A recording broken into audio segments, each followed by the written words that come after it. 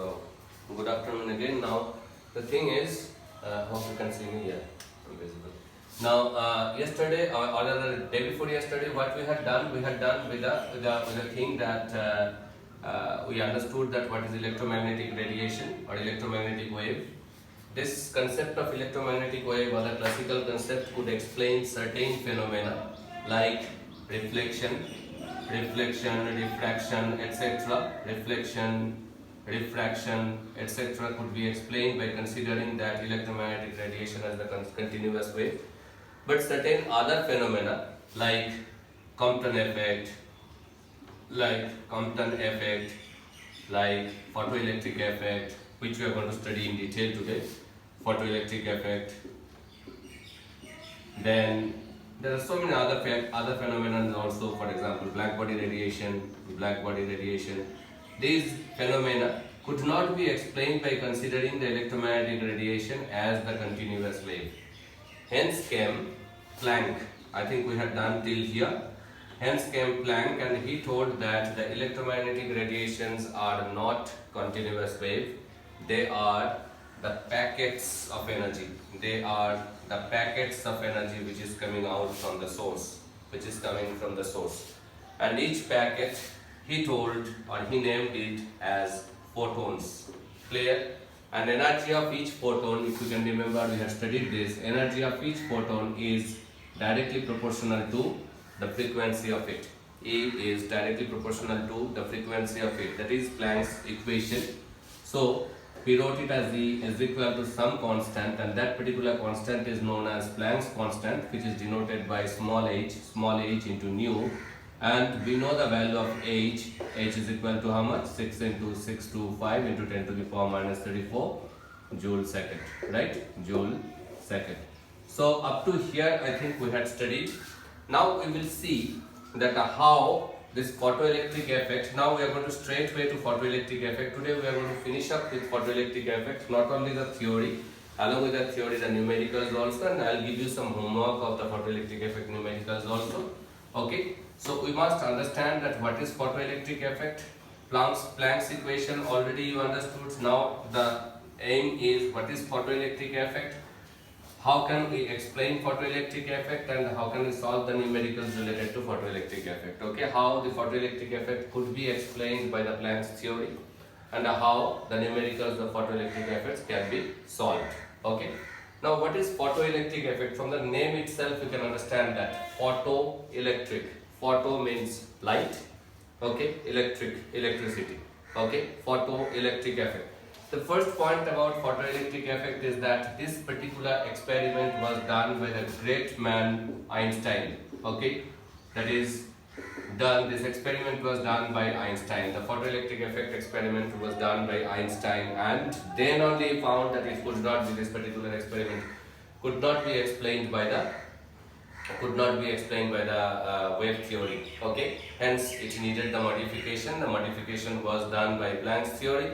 And Planck, what is the experiment, first of all we must know, and how Planck modified it, we must know it. Okay, so let us see it. What Einstein did, obviously I cannot go, rather I don't know even that what is the engineering part of it. I am just going to tell you the principle of this particular experiment. What is the principle, what is the basic of this particular experiment? He took a clean piece of metal, very clean piece of metal. Okay, any metal, a clean piece of metal, kept it in vacuum. Okay, a clean piece of metal, kept it in vacuum. Now from here, he passed some electromagnetic radiation. This is the electromagnetic radiation source. Any electromagnetic radiation of some frequency. Okay, he passed the electromagnetic radiation. It fall on the surface of the metal. It just fall on the surface of the metal. As it fall on the surface of the metal, the circuit were made, okay, circuit were made, and here some voltmeter is added. What you observed is that the voltmeter is deflecting, means some amount of electricity is passed. Okay, that's the observation. That is photoelectric effect. that on the clean surface of a metal, simply I am saying, on the clean surface of a metal kept in vacuum, if the electromagnetic radiation is falling on it of sufficient energy, that is a condition, any electromagnetic radiation cannot do it, we will see that, of sufficient energy, then it will be responsible for the generation of the electricity. The electricity will be generated. Okay, that is photoelectric effect. Electricity, now let us try to explain it. How the electricity is generated, what is the role of this and all. Please, this is photoelectric effect. Now please try to understand this, what I am saying now. You can understand it very easily. The metal is there, any metal is there. Obviously metal is there means on the metal surface, suppose this is a piece of metal, and on the metal surface the metal atoms are there. Suppose we are talking of sodium, just suppose we are talking of sodium or iron or zinc or anything. Okay, so here the last shell of the metal, few electrons are there, one electron or more than one electron are there in each metal. That electrons are there, these electrons are there, okay, in the last shell of the metal atom, which is present at the surface. Now I am just supplying some electromagnetic radiation. I am just writing electromagnetic radiation to it, and it is responsible for the generation of electricity. Responsible for generation of electricity means what? How the electricity we can see? There must be some flow of electrons. Electricity is generated means what? The electrons are flowing. So the electrons from the metal surface are coming out and flowing through the wire. That is why we are observing that the voltmeter is deflecting, the deflection of the voltmeter is observed, and that is why the electricity is generated. So what is this electromagnetic radiation is doing? It is taking out the electron from the metal atom, from the surface metal atom, and the electron is responsible for the movement. Yes, that he tried, this particular phenomenon, so he understood, Einstein understood. But he could not explain that, okay, fine, a wave is coming, a continuous wave is coming, and how can it take out the electron? How can it take out the electron and how the electricity can be generated? Could not be explained by this particular theory. Then after the Planck came, Planck's theory came, he could explain it very nicely.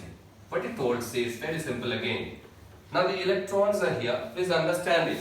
Then the mathematical part will come. The electrons are here, that is bonded with the nucleus, right? It is attracted by the nucleus of the metal. It is not that they are loose electron, they are not loose electron. Suppose this electron is bonded by force 10, by strength 10. Suppose the electron is bonded, the surface electron is bonded by strength 10. And I am supplying some electromagnetic radiation now in the form of photons. Means I am passing, or I'm just throwing some balls, the photons, some packets. Now each packet has energy h nu. You know that each packet has energy h nu. Yes, okay. Let that h nu be 5. Let that h nu be 5. Let the energy of the photon be 5. Will it be able to take out the electron from the metal? Obviously not, because the electron is bonded with the nucleus with a force of 10. Clear? Now I am increasing the energy of the electromagnetic radiation. Okay, how can we increase the energy? How can we increase the energy of the photon? We cannot increase h is constant. So what we have to increase? We have to increase the frequency. Yesterday I told that now Sachin will play the ball. Okay, because the frequency, the number